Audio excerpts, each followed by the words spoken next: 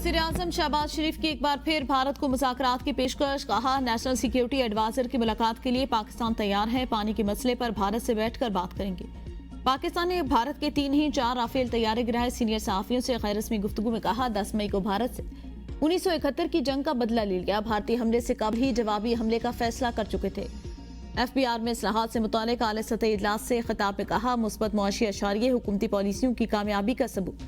जल्द पाकिस्तान को मुआशी इस्तेहकाम की राह पर कामयाबी से गामजन करेंगे। करप्शन के खात्मे और शफाफ यकीनियत बनाने के लिए हुकूमती इदारे अंत तक मेहनत करें। वज़ीर आज़म का मुबारक हक की फतह के बाद इदारा जाती इस्लाहात से मुल्क की मईशत मुस्तहकम बनाने का अज़्म। FBR इस्लाहात की थर्ड पार्टी वैलिडेशन के लिए आलमी कंपनियों को खदमात लेने की हिदायत। इजलास में फेसलेस कस्टमर असेसमेंट सिस्टम की कारकर्दगी पर इजहार इत्मीनान।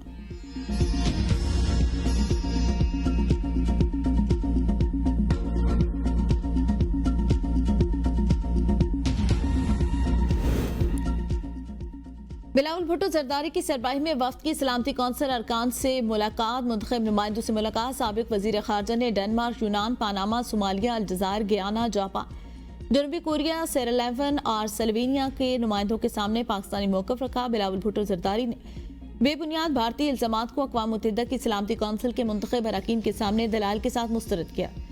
दुनिया को वाज़ेह पैगाम देते हुए कहा, बगैर किसी शवाहिद और तहकीकात के पाकिस्तान पर इल्जाम तराशी नाकाबिल कबूल। आलमी बरादरी सिर्फ तनाज़ात के बाद हल की कोशिशों तक महदूद ना रहे, बल्कि जनूबी एशिया में देर पार अमन के लिए तनाज़े से कबल हल तलाश करे। पाकिस्तान का रद्दमल भारतीय जारियत के खिलाफ नपतुला, जिम्मेदाराना और अक़वाम मुत्तहिदा के चार्टर के मुताबिक था। वक्त में शामिल सेनेटर शहरी रमान, हिना रबानी घर, मुसद्दिक मलिक और दीगर ने ब्रीफिंग देते हुए कहा, भारत की जानिब से शहरी इलाकों को निशाना बनाना, सिंतास मुआहदे को मुअत्तल करना खित्ते के अमन के लिए खतरा।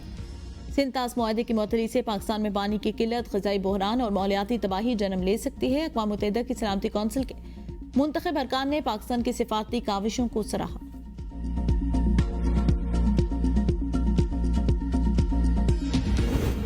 IMF के मुतालबे पर बजट में अवाम के गिर शिकंजा कसने की तैयारी जारी। बजट में नकद रकम से खरीदारी और नॉन फाइलर और गाड़ियों पर भारी टैक्स आयद करने की तैयारियां।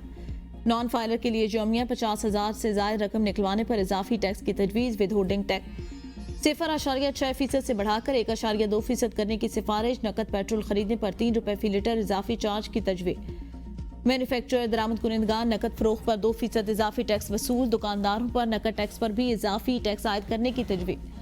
850cc और इससे बड़ी गाड़ियों पर सेल्स टैक्स में इजाफा मुतवक्के। मकामी तैयार गाड़ियों पर GST 12.5% से बढ़ाकर 18% करने की तजवीज़। पेट्रोल और डीजल गाड़ियों पर लेवी बढ़ाने का इम्कान। तनख्वाहदार तबके को खातिर ख्वाह टैक्स रिलीफ न मिलने का इम्कान। विफाकी तरक्याती बजट 400 अरब रुपए कम कर दिया गया। आइंदा माली साल के लिए हजम 1000 अरब मुकर्रर। सूबों को विफाक से कम तरक्याती मंसूबे मिलेंगे। खैबर पख्तूनख्वा को 53 करोड़ और सिंध को 56 अरब रुपए दिए जाएंगे। सिंध ने 116 अरब रुपए के तरक्याती फंड विफाक से मांगे थे।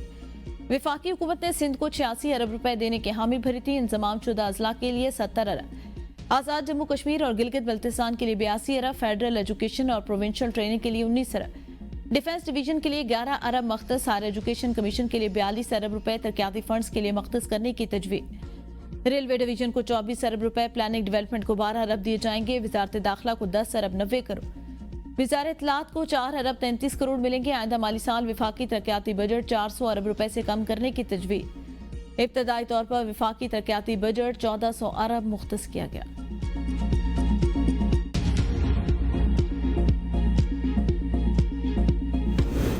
नून लीग ने एटमी धमाके करके मुल्क का दिफा मजबूत बनाया। हमने चीन के साथ मिलकर JF-17 थंडर तैयारे बनाए। कहा, नून लीग नवाज शरीफ की लंदन में मीडिया से गुफ्तगू। कहा, मसला कश्मीर अक़वाम मुत्तहिदा की करारदादों के मुताबिक हल किया जाए। अक़वाम मुत्तहिदा को कश्मीर और फ़लस्तीन पर अपनी करारदादों पर अमल करना चाहिए। हमारे ज़माने में 4 साल तक रुपया मुस्तहकम रहा। शरह नमू 7 को छू रही थी। पिछली हुकूमत ने जो मुल्क का हाल किया था, मुस्लिम लीग बतदरीज उसे बेहतर बना रही है। मुल्क के हालात बेहतर हो रहे हैं। मईशत बेहतरी की जानिब गामजन, हर चीज़ इस्तेहकाम की जानिब वापस लौट रही है। इलेक्शन जीतने पर अल्लाह का शुक्र अदा करते हैं। लोग काम को ही वोट देते हैं। नवाज शरीफ ने लंदन के अस्पताल में मेडिकल चेकअप के मौका पर मीडिया से गुफ्तगू में कहा, मेरी सेहत ठीक है।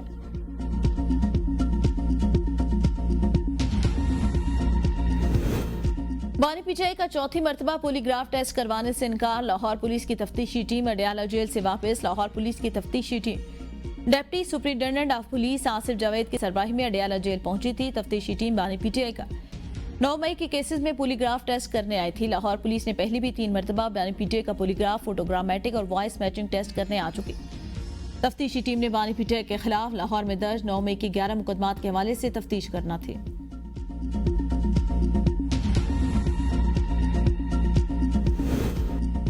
बानी पीटीआई को नुकसान पहुंचाएगी, पीटीआई मुल्क को नुकसान पहुंचाएगी, फिर सजा भुगतनी पड़ेगी। राना सनाउल्लाह कहते हैं पीटीआई समझती है दीवार के साथ लग गए तो साथ साए में बैठकर बात कर लें।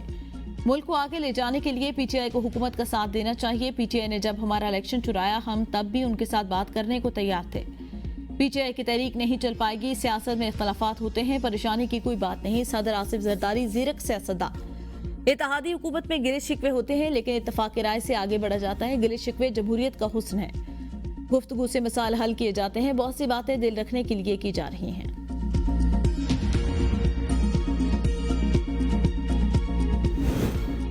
मुस्लिम लीग नून का इत्तेहादी भी कह रहा है कि धांधली हुई। शायद खाकान अब्बासी के प्रोग्राम सवाल से आगे में गुफ्तगू। कहा मुल्क में 82% अवाम का इलेक्शन पर एतमाद नहीं।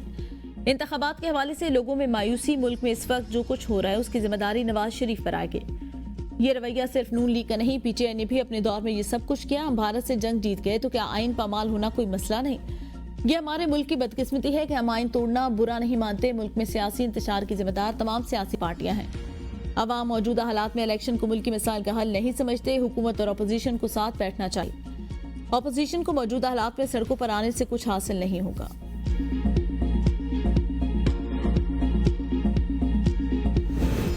$1,000 अरब रुपए के 118 मंसूबे खत्म करें। वजीर मंसूबाबंदी एहसन इकबाल कहते हैं कौमी स्ट्रेटेजिक मंसूबे पर तरजीही बुनियादों पर मुकम्मल किए जाएंगे। दियामेर भाषा डैम, सखर हैदराबाद मोटरवे, चमन रोड, कराकोरम हाईवे फेज 2 भी अहम तरजीहात। भारत की धमकियों के बाद दियामेर भाषा डैम की जल्द तामीर लाजिम होगी। सख्त माली हालात हैं। IMF के साथ मुआहदा है। जो पैसे सूबों को देने के बाद बचते हैं वो कर्जों की अदायगी में निकल जाते हैं। आंदा माली साल बजट में निस्फ से ज्यादा रकम कर्जों की अदायगी में खर्च होगी। कौमी तरक्याती बजट में मुसलसल कमी एक बड़ा मसला बन चुका। मौजूदा वसाइल में तरक्याती बजट को मैनेज करना इंतहाई मुश्किल हो चुका।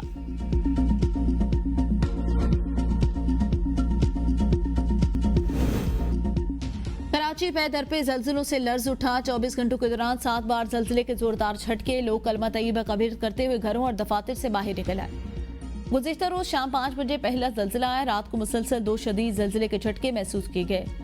जल्जले का मरकज DHA के मशरिक में 30 किलोमीटर के करीब था। शिद्दत 3 रिकॉर्ड की गई। जल्जले के मरकज की गहराई 13 किलोमीटर रिकॉर्ड।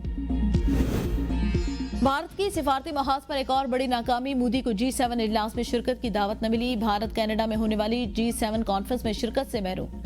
कनाडा का भारतीय वजीर आजम मोदी को G7 कॉन्फ्रेंस में बुलाने से इनकार। कनाडा में वजीर आजम और हुकूमत की तब्दीली के बावजूद भारत से मुतालिक पॉलिसी में तब्दीली न आई। भारत पहली बार G7 कॉन्फ्रेंस में शिरकत से महरूम रहेगा।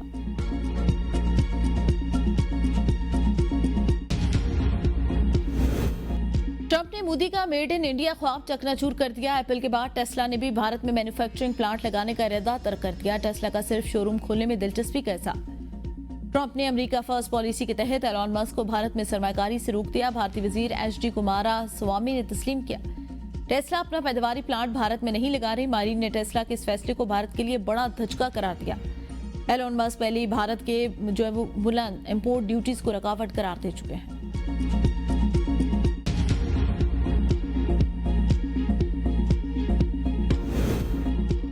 भारत जबर धमकियों और झूठे बयानिए से मकासद हासिल नहीं कर सकता। पाकिस्तान अमन का ख्वाह किसी भी किस्म की जारियत का भरपूर जवाब देने के लिए तैयार। वजारत खारजा का भारतीय क़यादत के इश्तिहार अंगेज बयानात पर शदीद रद्द-ए-अमल। तर्जुमान दफ्तर खारजा के मुताबिक पाकिस्तान को इलाकाई अदम इस्तेहकाम का जिम्मेदार ठहराना हकाइक के मुनाफी। भारत खतरे में अमन की राह में खत्ते में अमन की राह में रुकावट है। आलमी बरादरी भारत की दहशतगर्दी में मुलविस होने के सबूतों से आगाह। जम्मू और कश्मीर तनाज़ा खत्ते में अमन के लिए सबसे बड़ा खतरा। पाकिस्तान कश्मीरियों के हक खुद इरादियत के लिए अक़वाम मुत्तहिदा की करारदादों पर कायम है। जनूबी एशिया में पायदार अमन के लिए मसला कश्मीर का हल नागुज़ीर।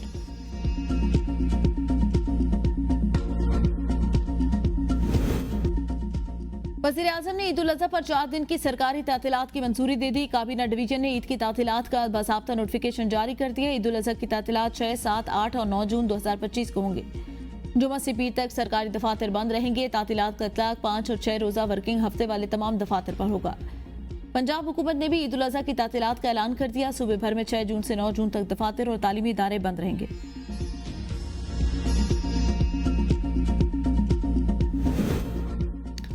ईद उल अजहा को सिर्फ 3 दिन बाकी, मवेशी मंडियां कुर्बानी के जानवरों से भर गई, कीमतें आसमान से बातें करने लगी। महंगाई के सताए शहरियों के लिए सुन्नत इब्राहिमी की अदायगी ख्वाब बन के व्यापारी भी महंगाई का रोना लोटने लगे।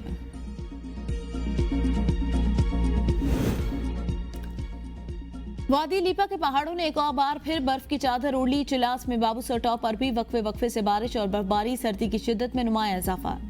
महकमा मौसमियात के अंदर 24 घंटों के दौरान मजीद बारिश और बर्फबारी की पेशगोई। ईद उल अजहा से पहले पूरा हफ्ता और ईद के तीनों दिन बारिशों का इम्कान। इस्लामाबाद समेत बालाई इलाकों में आज से 5 जून तक वक्फे से गरज चमक के साथ बारिश। कश्मीर, गिलगित बल्तिस्तान, मरी, गलियात, चित्राल, दीर, सवात, मालाकंड, मानसेरा, बटग्राम, शांगला, कोहिस्तान और एबटाबाद में बारिश का इम्कान। 3 और 4 जून को पंजाब के बेशतर मैदानी इलाकों में आंधी, बारिश और जालाबारी हो सकती है। पीटीएम ने जिले इंतजामिया को किसी भी नाखुशगवार वाक़े से निपटने के लिए इकदाम की हिदायत जारी कर दी। अवाम को बुसीदा इमारतों, बिजली की तारों और साइन बोर्ड से दूर रहने की हिदायत।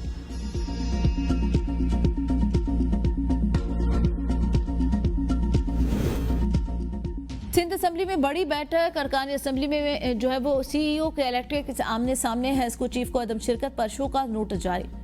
नुमाइंदों को इजलास से निकाल दिया गया कि इलेक्ट्रिक के चीफ को गिरफ्तारी की धमकी। मोनस अलवी जारी इजलास के दौरान उठकर चले गए। अरकान का शोर शराबा। अरकान असेंबली ने पूछा, लोड शेडिंग किस कानून के मुताबिक हो रही है? मोनस अलवी ने साफ कह दिया, लोड शेडिंग हमारी मजबूरी है। पार्लिमानी कमेटी के चेयरमैन मुनव्वर भट्ट ने कहा, पावर कंपनियां 10 रोज में खुद को दुरुस्त कर लें।